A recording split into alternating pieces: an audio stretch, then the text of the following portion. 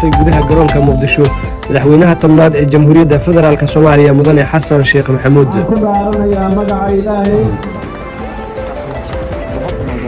dalka waxaan rabnaa inaan ka dhaqan gelino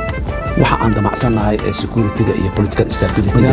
xaqiijinaan rabnaa inay amni noqoto si aan u xaqiijinana amniga muqdisho dhexdiisa le kuma xaqiijin karno labada shabeelle iyo bannaankana waa ka xaqiijinaynaa muqdisho gudaheedana intelligence xoog leh oo systematic oo qaabaysan. wax cusub ayaa u bariyey caasimadda muqdisho waxay dowladdu la timid qorshe iyo istiraatiijiyad amni oo ka shaqaysiiyey ciidamada